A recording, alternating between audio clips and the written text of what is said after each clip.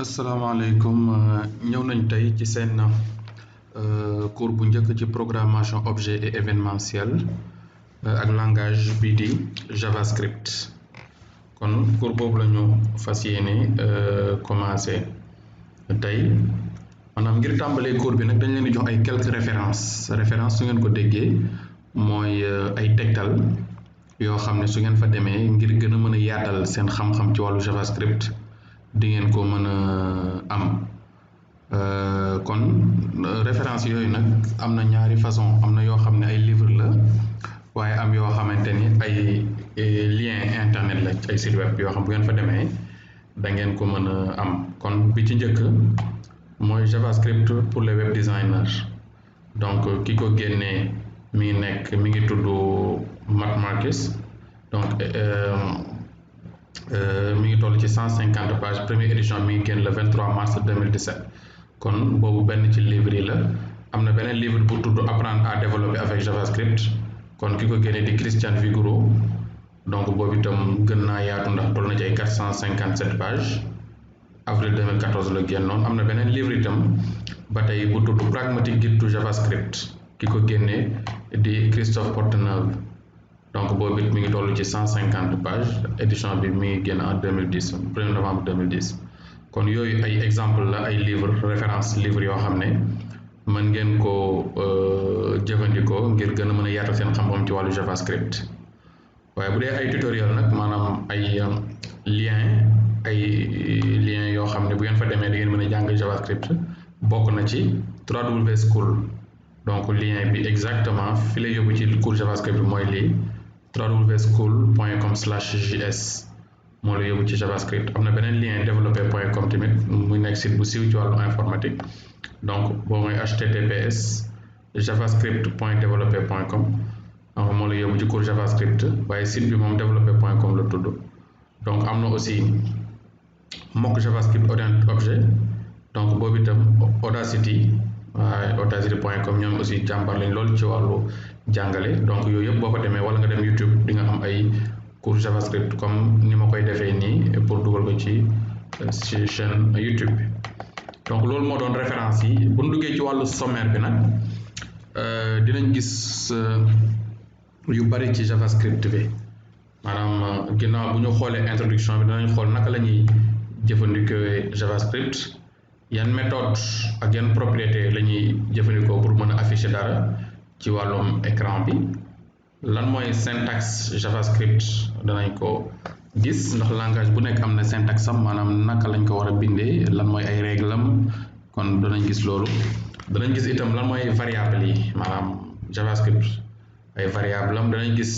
yan type de données aussi ñoo am ci JavaScript dinañ gis opérateurs yi danañ gis lu ñu naan ay structure conditionnelle danañ xool tamit maanaam li ñu naan les structures de contrôle dinañ jàng les fonctions les tableaux dinañu jàng les notions d'objet dinañu jàng tamit les objets de JavaScript les objets du navigateur nommage d'un objet naka ngay nommer objet yi naka ngay defee adressage objet yi nan ngay defee événement yi nañ ngi fexe ba comprendre lan mooy les événements dinañ xool naka ngay def ba mën a modifier propriété bu benn objet ak def benn projet bu pratique bu cours bi di jeex kon yooyu mooy yi nga xam ne ci cours bi incha allah danañ ko mën a gis buñ jógee nag ci wàllum historique maanaam taarix ci wàllu histoire JavaScript kon ñu leen njëkk xamal ne JavaScript dafa am Java am muy ñaari langage yoo xamante ni dañoo wuute bokkuñu ay concept bokkuñu design kon ñu bari dañuy faral di jaawale Java ak JavaScript kon ngeen xam à partir de maintenant que langage bu tudd Java dafa am waaye langage bu tudd JavaScript aussi dafa am ñun nag li ñu concerné ci cours bi mooy langage bii di JavaScript kon loolu ngeen jàpp ko bu baax bu dee Java moom Java 1995 dañ ko inventé par société bi ñuy wax Sun waaye langage de programmation bu complexe la moom comme langage C wala ay C++ ñoo xaw a yem waaw waaye ñun langage bi moom intéressé wuñu ci cours bi waaye à titre d'information rek ngir ngeen xam ne 1995 daal lañ ko créé woon te langage bu complexe la mooy langage Java bi waaye langage bi nga xam ne moom moo ñu intéressé nag mooy langage JavaScript moom itam ki ko inventé mi ngi tudd Brendan Eich 1995 la ko créé woon donc langage bi nag mi ngi feeñee ci Netscape ab navigateur la woon xam ngeen luy navigateur bari na jamono yu toll nii yoo xam ne mi ngi moom la ñuy jëfandikoo lu mel na Google Chrome lu mel na Mozilla Firefox ak yooyu waaye bu dee JavaScript moom 1995 mi ngi génne ci benn navigateur bu ñu wax Netscape waaye Netscape moom existé tul jamono yi ñu wax ak yéen nii waaw navigateur bu amoon solo la waaye léegi existé tul donc léegi leneen li ci am solo lu mat a xam mooy kon ci JavaScript donc ci Netscape la feeñee woon waaye ci 1995 waaw dinañ ñëwaat ci kon ECMA 262 nga xamante ni mooy nom officiel bi léegi dana ci gën a yaatal waaye lépp ba tey mi ngi bokk ci taarix bi daal kon li ëpp solo mooy ginnaaw bi ngeen xamee wuute gi am ci Java ak JavaScript xam itam kañ la JavaScript di génn ak kan moo ko génne yëpp kon dañu daal di jàll ci wàllum tàmbali maanaam introduction bi kon JavaScript moom benn la ci langage yi nga xam ne ñoom la ñuy gën a jëfandikoo ci àdduna bi waaw kon JavaScript ngeen xam ne bokk na ci langage yi ñuy gën a jëfandikoo yu gën a siiw ci àdduna bi langage la boo xamante ni pour HTML la ndax HTML da koy jëfandikoo ak web ak internet bi yépp waaye serveur yi dañ koy jëfandikoo ordinateur yi maanaam PC yi dañ koy jëfandikoo ordinateur portable yi ñoom it tablette yi ak sax smartphone ak yeneen yu dul ñoom ñëpp dañuy faral di utiliser langage bii di JavaScript kon JavaScript langage de script lañ koy wax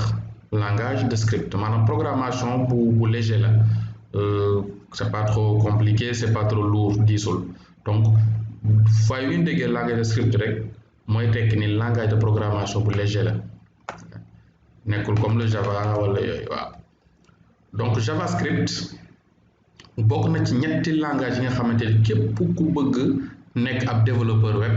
wala képp ki développeur web war nga ko jàng kon JavaScript bokk na ci voilà ñetti langage yi nga xam ne moom la ñu wax ni képp ku bëgg nekk développeur web war nga ko jàng mooy yan ak yan bi ci njëkk mooy HTML te yaakaar naa jàng ngeen ko ba noppi HTML moom mooy tax nga mën a définir maanaam sa page web yi li nekk ci biir maanaam contenu des pages web kon ngeen jàpp ni loolu mooy HTML maanaam li nga xam ne moo nekk ci biir maanaam texte yeeg image yeeg contenu bi daal contenu say page web le contenu loolu HTML moom moo koy définir bu dee CSS mooy spécifier mise en forme page web yi xam nga bu fekkee HTML dafay définir le contenu CSS moom dafay spécifier la mise en forme maanaam sa page web couleur yeeg disposition yeeg cadre yi arrière plan yeeg maanaam lu jëm ci wàllu taar bi rafetaay bi donc lépp bouton yeeg tout lépp CSS code moom mooy lijjanti loolu waaye JavaScript nag moom mooy tax nga mën a programmer comportement page web maanaam sa page web naka lay comporté woo loolu mooy JavaScript kon ngeen jàpp ñett yooyu HTML pour définir contenu page yi CSS pour spécifier mise en forme page yi waaye bu dee JavaScript moom mooy tax nga mën a programmer comportement page web yi kon ñett yooyu mooy ñetti langage yi nga xam ne képp kuy def ku bëgg doon développeur web war na ko mën forcément naka nga la ñuy jëfandikoo nag JavaScript donc da ngay am balise bii ñu def bii tudd balise script maanaam signe inférieur lay commencer nga def script def signe supérieur balise script bii mooy tax nga mën a am code JavaScript donc code JavaScript dañ koy dugal ci biir HTML ci biir code HTML waaye boo koy bind il faut nga def balise script ouvrante ak balise script fermante bi nga xamante ni day am slash kon ci diggante bi na ngay def sa code JavaScript waaye ba tey ci biir HTML lay nekk kon mën nga ko def ci sa biir balise body wala nga def ko ci section head voilà wala sax ñaar yëpp ci misaal tey jii su ma amee sama code HTML ni diggante bi maanaam head ak head ci diggante bi fii mën naa fi def sama code JavaScript wala diggante body ak body bi mën naa fi def sama code JavaScript mbaa ma def ko ci ñaar yëpp kon yaakaar naa loolu leer na benn exemple ngi nii mën naa ñëw lii benn code JavaScript la donc ci biir mën naa ko def ci biir body comme mën naa def ci biir head bi kon waaye xaar ñu def ko ci biir body bi li ngay njëkk def mooy da ngay def script après nga fermer par slash script ci biir fii nag ngay def sa code JavaScript par exemple nga def alerte entre guillemets toujours point virgule lay jeexee waaye alerte pour nga créer benn boîte d'alerte par exemple nga def texte bi je suis un étudiant de l'UVS par exemple voilà donc lii nii am naa sama code JavaScript ci biir body ak slash body maanaam ci biir corps document HTML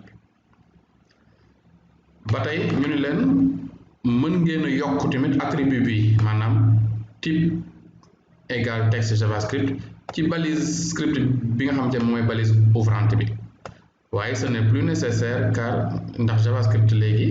nekk na langage boo xam navigateur yépp xam nañ ko maanaam daf ni la fii bu la neexee boo bindee script ouvrante bi nga yokk ci type égal nga def ni texte slash JavaScript maanaam fii da ngay wax ne type script bi may bind nii texte JavaScript la pour wan navigateur rek ne ko yaa ngi nekk di bind JavaScript waaye ñu ne lii moom bu la neexee def ko waaye jaru ko ndax léegi navigateur yëpp xàmmee nañ JavaScript bu ñu gisee script rek dañu xam ne lii JavaScript la kon du soxloo ngay ka ci yokk attribut boobu ba tey ñu am fi ñaari exemple bu njëkk bi gis ngeen ne am nañ fii benn script ci biir body ak body ñu daal di ñëw kon exemple xaaral ñu effacer alerte bi ñu defoon nii voilà ci biir body ak body créé naa benn script lan moo nekk ci biir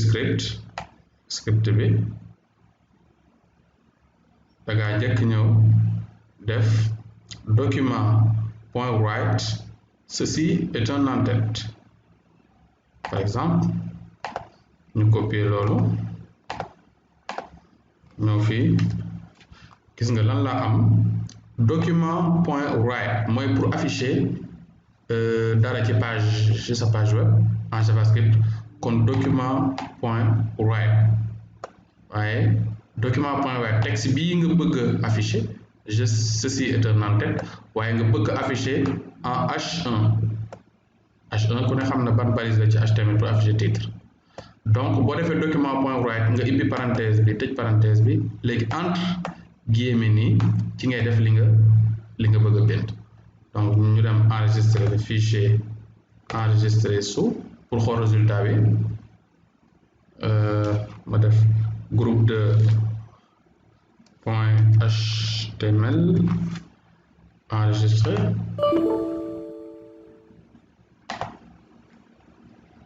de point html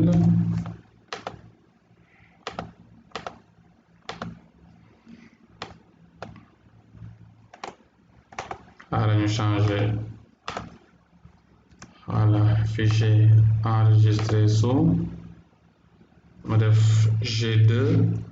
point html voilà donc ñu dem xool moo ngi nii g2 donc mu double cliquer nga gis ne beneen bi ci topp ba tey mooy fii mën nga créer beneen paragraphe ba tey ak document point write. Donc bu ñëwee fii à la ligne ma créer waat benn document point write xam nga def li sur une même ligne. Gis nga fii ba tey ceci est un paragraphe ma entouré que de balise P waaye gis nga tout le temps entre guillemets mooy sooy bind benn texte. Donc ñu enregistrer ñëw actualiser mu defal la ceci est un paragraphe. Voilà,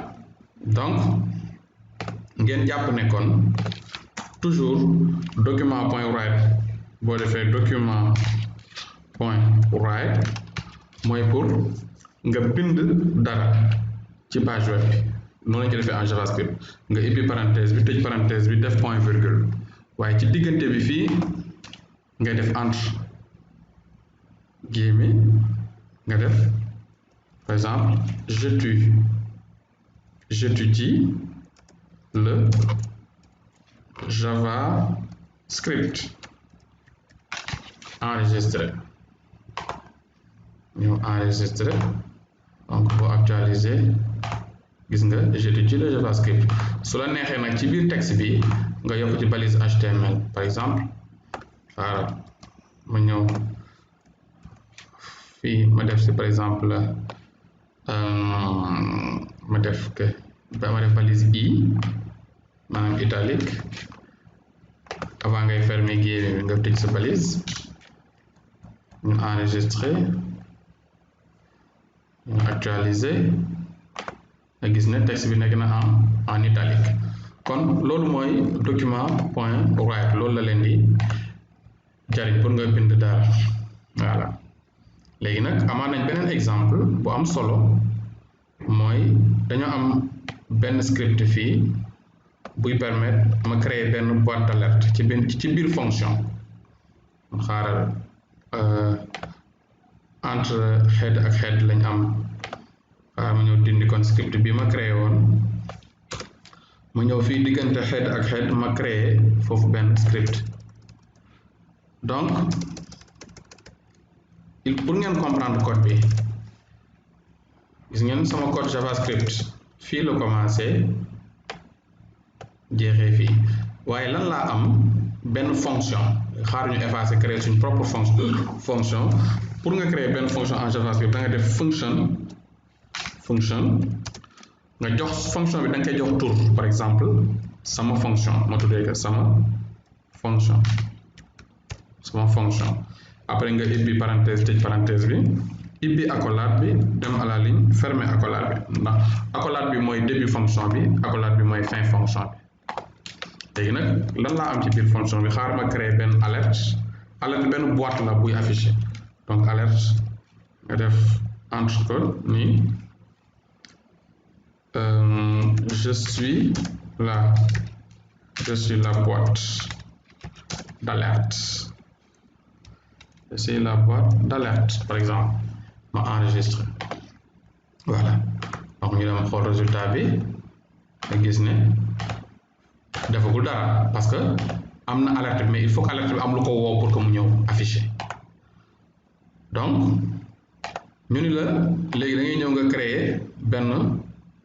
gis nga benn bouton par exemple fii ci biir body bi am nga benn code HTML lii moom HTML kese la. Donc ci biir body bi am na HTML ma première page gis nga moo ngi nii. Léegi nag ñu ni la nga créer benn bouton boo xamante ni pour nga créer bouton c'est très simple. Balise bi ngay xaaral ma copier signe inférieur supérieur bi